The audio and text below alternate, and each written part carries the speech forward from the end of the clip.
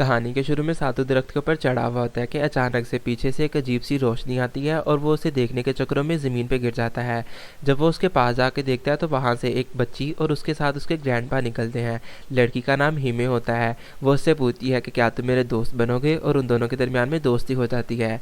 10 साल गुजर जाते हैं और हिमे सातू को जगाती है। वो उसे नाश्ता सर्व करती है और सातू उसकी तरफ अजीब नज़रों से देख रहा होता है। वो उसे कहता है कि तुम काफ़ी ज़्यादा चेंज हो गई हो। कि अचानक से हिमे उसके पास होती है और उसकी गाल के ऊपर से चावल उठा के उसे खा लेती है। शर्माहट के मारे तो जैसे सातू फटने को आ रहा होता है। अब वो लोग स्कूल के लिए निकल जाते हैं और जाते हुए वो लोग हिमे के ग्रैंडपा को गुड बाय कह देते हैं। वो लोग चल रहे होते हैं कि सातू हिमे के गले में पहनी हुई अंगूठियों की तरफ देखता है और उसे याद आता है कि बचपन में हिमे ने उससे पूछा होता है कि क्या तुम बड़े होकर मुझसे शादी करोगे। हिमे अब जब सातू की तरफ देखती है कि वो उसकी अंगूठियों की तरफ घूर रहा है तो वो उसे कहती है कि ये तुम्हें नहीं मिलने वाली। वो थोड़ा सा आगे जाती है और वो उसे कहती है कि जल्दी चलो, हम लोग स्कूल के लिए लेट होने वाले हैं। तो सातू सोचता है कि हाँ, वाकई में बचपन के वादे इसी तरह खत्म हो जाते हैं।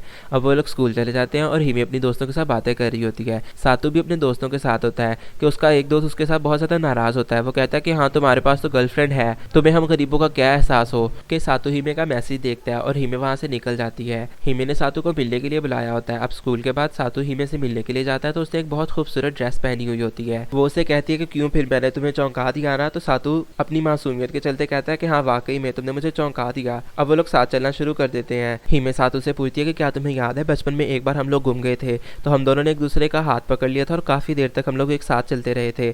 तो सातू से कहता है कि हाँ, बिल्कुल मुझे याद है। अब वो दोनों साथ में चलना शुरू कर देते हैं और बहुत इंजॉय करते हैं। रात को सातू और हिमे साथ खड़े हुए होते हैं। सातू बहुत ज़्यादा हिम्मत करके हिमे से अपनी मोहब्बत का इजहार करने वाला होता है कि अचानक से फायरवर्क स्टार्ट हो जाता है और उसकी बात दरमियान में ही रह जाती है। अब हिमे सातू से कहती है कि मैं तुम्हें बहुत देर से एक बात कहना चाहती थी लेकिन मैं कह नहीं पाई।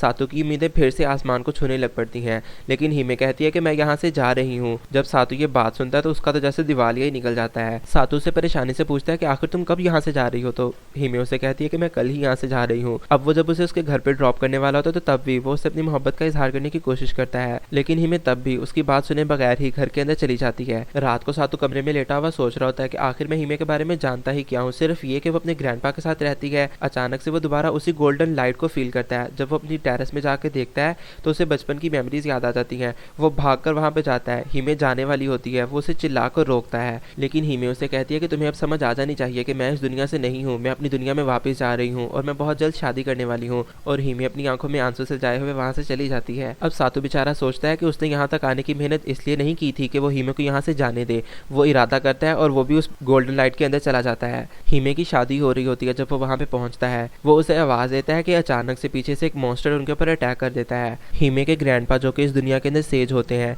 वो कहते हैं कि ये मॉन्स्टर प्रिंसेस के लिए आया है, यानी हिमे के लिए। वो मॉन्स्टर सेज के ऊपर अटैक कर देता है और सेज हिमे से कहते हैं कि फटाफट से प्रिंस को अंगूठी पहना दो और उनसे एंगेजमेंट कर लो। लेकिन हिमे सातू की तरफ देखती है और उसे भागकर एक बहुत ज़बरदस्त किस कर देती है। हर तरफ एक सुनहरी रोशनी फैल जाती है और इस तरह से सातू और हिमे की एंगेजमेंट हो जाती है। अचानक से प्रिंस मार्गरेस अपनी तलवार सातू की तरफ फेंकते हैं और वो उसे कहते हैं कि इस मॉन्स्टर के ऊपर अटैक करो। जैसे ही वो तलवार को पकड़ता है तो उसकी अंगूठी की वजह से उस तलवार के अंदर एक अजीब सी ताकत आ जाती है और जब वो उस मॉन्स्टर के ऊपर अटैक करता है तो एक ही झटके के अंदर वो उस मॉन्स्टर को खत्म कर देता है। सब लोग ये देख के बहुत ज्यादा हैरान होते हैं और सातू अचानक से वहाँ पे बेहोश हो जाता है। जब सातू की आंख खुलती है तो हिमे उसके पास होती है। वो उससे पूछती है कि तुम्हें याद तो है ना हमारी एंगेजमेंट हो गई है। तो सातू से कहता है कि हाँ बिल्कुल। तो हिमे उसे कहती है कि कोई खामखा में वहम पालने की जरूरत नहीं है तुम्हें, मैं किसी अजनबी से शादी नहीं करना चाहती थी, इसीलिए मैंने तुम्हें अंगूठी पहना दी। और सातू बेचारा फिर से नाउम्मीद हो जाता है कि दूसरी तरफ सब लोग ये बात कर रहे होते हैं कि उनका नया किंग आ गया है जो कि सातू होता है। सब लोग उसकी बहादुरी के किस्से एक दूसरे को सुना रहे होते हैं, लेकिन कुछ लोगों को इन दोनों की शादी के ऊपर एतराज भी होता है। लेकिन प्रिंस मार्गरेस को इस बात के ऊपर कोई भी एतराज नहीं होता कि उनकी होने वाली बेगम के साथ कोई और शादी करने वाला है। सेज अचानक से दरवाजे खोलती है और उन दोनों के ऊपर बहुत जबरदस्त रोशनियां पड़ती हैं। वो दोनों जब बाहर जाते हैं तो सारी आवाम उनके लिए बाहर खड़ी हुई होती है। वो सातू के लिए नारे लगा रही होती है। तो सेज सातू से कहता है कि इनको नाउम्मीद मत करना, कोई बात करो। और सातू के अंदर अचानक से एक जोश आता है और वो सबसे कहता है कि मैं हूँ तुम लोगों का होने वाला किंग। और सब लोग जोर जोर से चिल्लाना शुरू कर देते हैं। हिमे को भी बहुत अच्छा लगता है। इस सब के बाद सातू नहा रहा होता है कि अचानक से वहाँ पे हिमे आ जाती है। उसने कपड़े नहीं पहने होते तो वो सातू से कहती है कि खबरदार अगर तुमने मुझ पे गंदी नजर डाली हो। तो वो दोनों साथ में नहाना शुरू कर देते हैं। तो हिमे सातू से माफ़ी मांगती है। वो कहती है कि मुझे तुम्हें अंगूठी नहीं पहनानी चाहिए थी, तुम मेरी वजह से मुसीबत में फंस गए।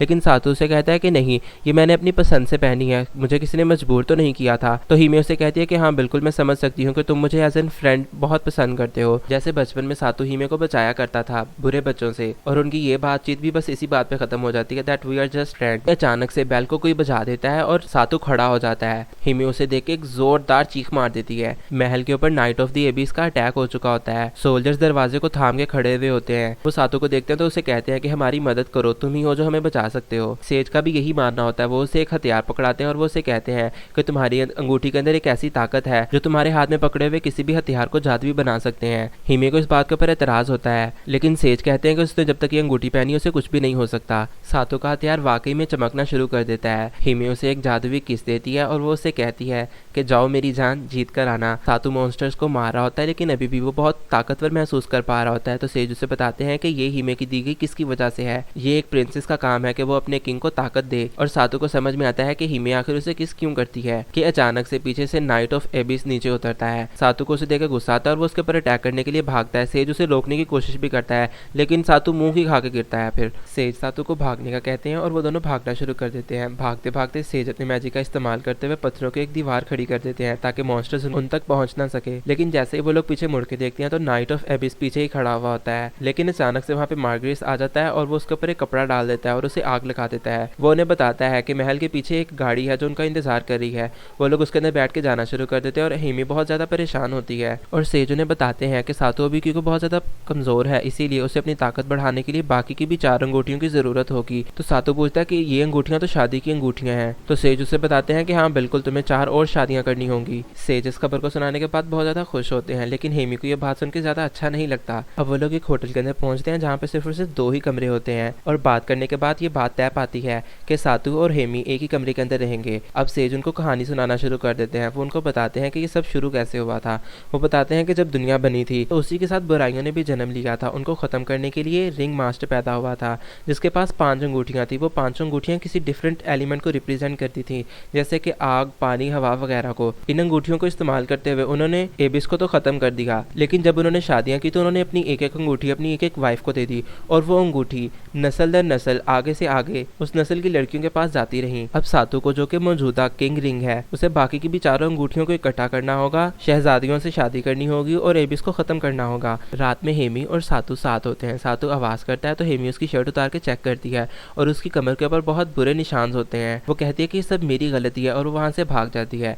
सातू भी उसके पीछे बाहर निकलता है कि वो प्रिंस मार्गरेस से मिलता है। मार्गरेस उससे कहता है कि मुझे तो तुम्हारे ऊपर बहुत ज्यादा हैरानगी है कि आखिर तुमने एक लड़की के पीछे अपनी दुनिया ही छोड़ दी। मार्गरेस उससे कहता है कि मैं तुम्हें सच बताऊं, तुम्हें कभी भी इस अंगूठी का बादशाह नहीं बनना चाहता था, लेकिन तुमने अपनी मोहब्बत की खातिर ना सिर्फ अपनी दुनिया को ठुकरा दिया बल्कि तुमने इस अंगूठी को भी पहन लिया है। वो उसे हेमी के बारे में बताता है और सातू वहां से भागकर चला जाता है। हेमी गार्डन के अंदर बैठी हुई होती है तो सातू उसे कहता है कि मैं यहाँ पे किसी की वजह से नहीं आया, मैं यहाँ पे अपने दिल की मर्जी से आया था और मैंने तुमसे शादी भी अपने दिल की मर्जी से की थी, मुझे किसी ने मजबूर नहीं किया था इस बात पर, तो खुद को कोसना बंद कर दो। तो हेमी उसे कहती है कि तुम बहुत जबरदस्त हो, मुझे देखो मैंने सब कुछ छोड़ दिया, तुम्हें भी छोड़ दिया सिर्फ इस दुनिया को बचाने की खातिर, और तुम मेरी खातिर अपनी दुनिया को छोड़ा है और तुमने आकर मुझसे अपनी मोहब्बत का इजहार करने में भी देर नहीं की। तो मैं भी तुम्हें बताती हूँ कि जब मैं यहाँ पे आई थी मैं बहुत ज्यादा मायूस थी, मैं बिल्कुल भी किसी अजनबी से शादी नहीं करना चाहती थी, लेकिन जैसे ही मैंने तुम्हारा चेहरा देखा तो मेरे अंदर की मोहब्बत ने मुझे किसी और से शादी करने देना गवारा नहीं किया, इसीलिए मैंने तुमसे शादी कर ली। और वो उसे उठकर एक मुस्कुराहट के साथ कहती है कि क्या तुम्हें मैं दोबारा से तुम्हारी वाइफ के तौर पे कबूल हूँ। अब वो दोनों कमरे में बैठे हुए होते हैं, वो दोनों बहुत ज्यादा नर्वस होते हैं। तो हिमी उसे कहती है कि मैं तैयार हूँ। सातू भी मौके का फायदा उठाकर उसके ऊपर चढ़ जाता है,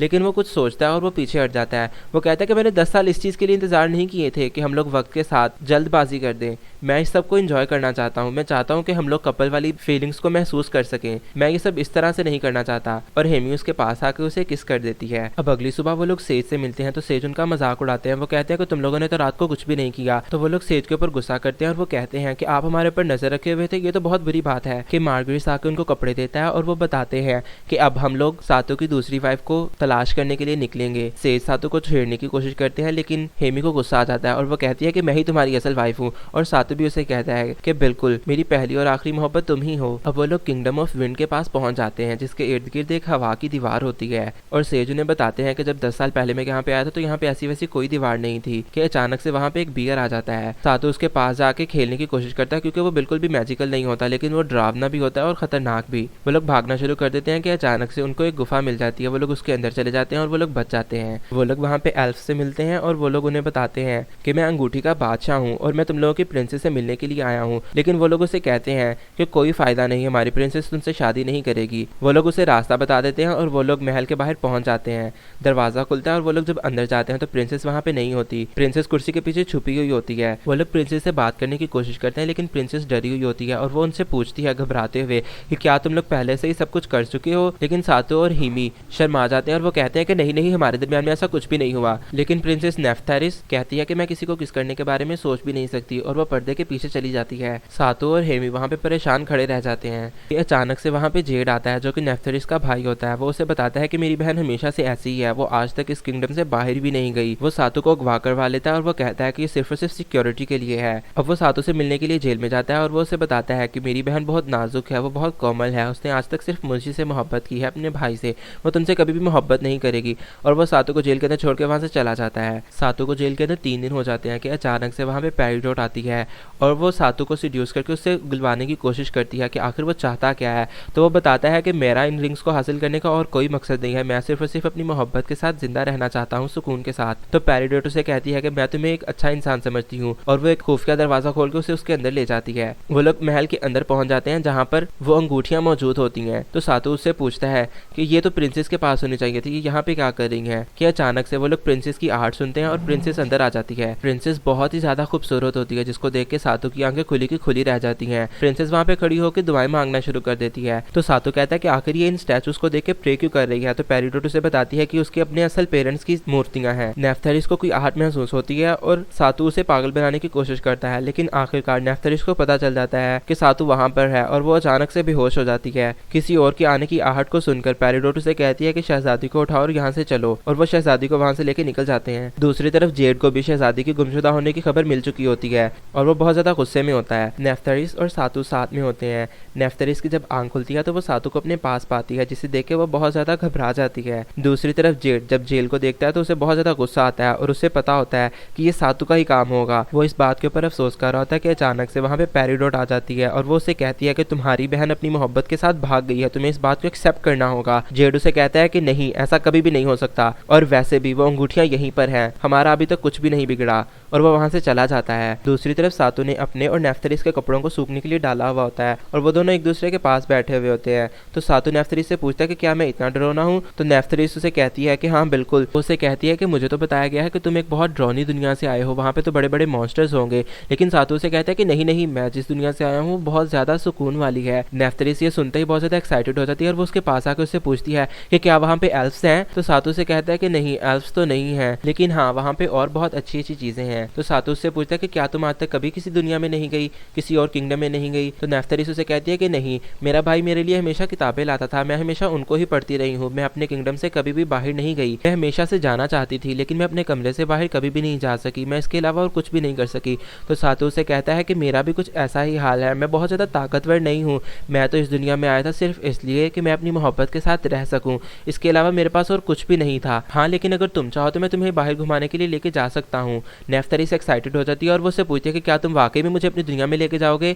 तो सातो से कहता है कि हाँ बिल्कुल मैं लेके तो जाऊंगा, लेकिन तुम्हारे कपड़े। और वो लोग शर्मा जाते हैं कि अचानक से जेड उन लोगों को आवाज देता है और नेफ्थेरिस और वो दोनों खड़े हो जाते हैं। वो दोनों कपड़े पहनकर बाहर आते हैं तो जेड नेफ्थेरिस के साथ बहस करना शुरू कर देता है। नेफ्थेरिस उसको समझाने की कोशिश करती है कि सातो एक बुरा लड़का नहीं है, वो बहुत अच्छा है, लेकिन जेड उसके साथ बहुत ज्यादा बहस करने के बाद उसे कहता है कि क्या तुम भूल गई हो हमने अपने पेरेंट्स के साथ क्या वादा किया था। और नेफ्थेरिस को मजबूरन जेड के पास जाना पड़ता है। जेड उसे कहता है कि अब तुम्हारी सजा कत्ल बंदी है। लेकिन अचानक से वहाँ पे पेरिडोट आती है और वो उसे कहती है कि ये सब कुछ मैंने किया था और मैं इस बादशाह का ख्याल रख लूंगी, तुम्हें फिक्र करने की जरूरत नहीं है। और जेड नेफ्थेरिस को वहाँ से लेके चला जाता है। हेमी और सातो आपस में बातें कर रहे होते हैं और हेमी सातो से कहती है कि तुमने तो बहुत अच्छा बॉन्ड बना लिया नेफ्थेरिस के साथ। लेकिन सातो से कहता है कि तुम्हें फिक्र करने की कोई जरूरत नहीं है, मैं मोहब्बत सिर्फ तुम्ही से करता हूँ। पेरिडोट अंदर आती है और वो उन दोनों को सर झुकाकर आदाब करती है। तो सातो से पूछता है कि आखिर इस सब के पीछे असल कहानी क्या है। तो पेरिडोट उसे बताना शुरू कर देती है कि नेफ्थेरिस की जो माँ थी उसकी एक बड़ी बहन भी थी और उसे एक दिन एक अजनबी से जो कि एक इंसान था उससे मोहब्बत हो जाती है। लेकिन वो इंसान एल्फ्स की उस अंगूठी के पीछे था और एक दिन वो इंसान गायब हो जाता है। उस शहजादी को बहुत बुरा लगता है और वो आखिरकार इस किंगडम को छोड़ जाती है और वो जाते जाते इसके ऊपर एक कर्ज छोड़ के जाती है कि एक दिन